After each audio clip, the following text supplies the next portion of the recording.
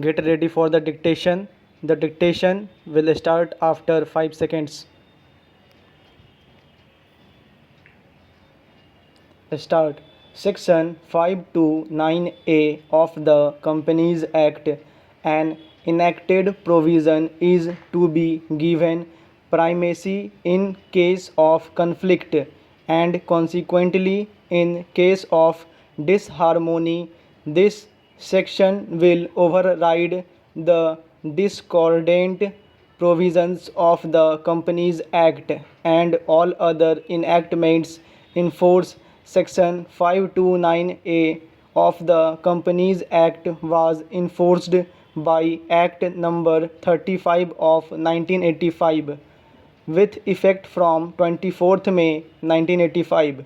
Therefore, then there is a clash and disagreement between Section 529A of the Companies Act and another provision of Companies Act or any other enactment in force on 24th May 1985.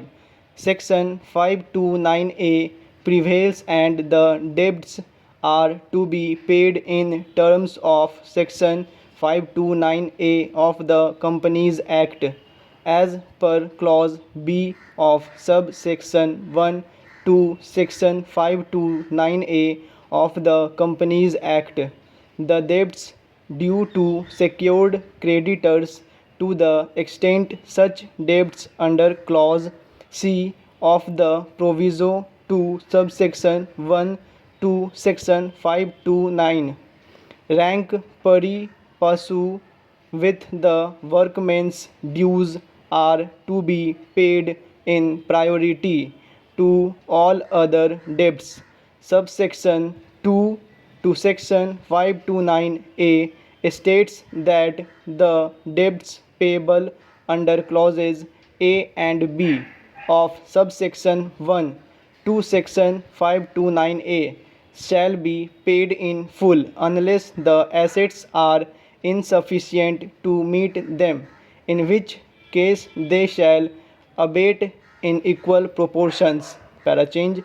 In the present case, we are not required to examine the interplay and principle of proportionality with reference to clauses A and B to section 529A of the Companies Act, albeit we must give full effect to and enforce the enacted nature of section 529A of the Companies Act, whereby notwithstanding anything contained in any other provision of the Companies Act or any other law for the time being in force on 24th May 1985.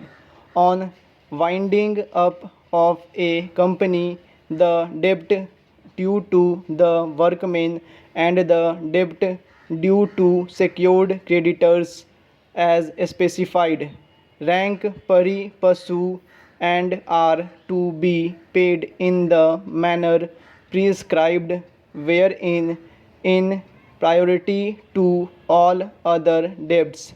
Section 530 of the Companies Act, which was amended and substituted by Act number 35 of 1985, states that Section 530 is subject to provisions of Section 529A of the Companies Act. Parachange. Section 530 of the Companies Act deals with preferential payments that are a level below the overriding preferential payments under section 529A of the Companies Act, clause A to section 530 under bracket 1 of the Companies Act conferred preferential status to all revenue taxes, cesses and rates due to the central or the state government or to a local authority on the relevant date as defined in clause C to subsection 8 to section 530 of the Companies Act, which have become due and payable within the 12 months next before the relevant date. The taxes, cesses and rates due to the central and state governments or local authorities under section 530 of the Companies Act cannot be given priority over the payments or debts mentioned in section 529A of the Companies Act. It is therefore beyond debate that the provisions of section 529A of the Companies Act prevail over section 530 of the Companies Act.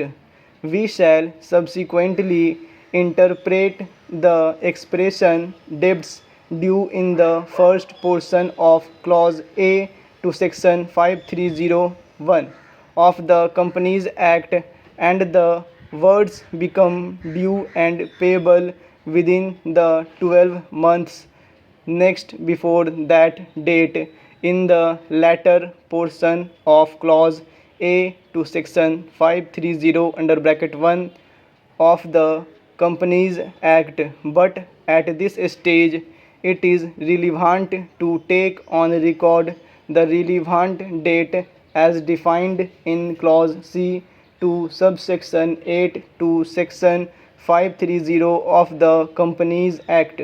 Parachange as per subclause 1 to clause C to subsection 8 to section 530 of the Companies Act, the relevant date in case where a company has been ordered to be wound up compulsorily shall be the date of appointment or first appointment of a provisional liquidator, or if no such appointment is made, the date of the winding up order unless the company had commenced to be wound up voluntarily before that date.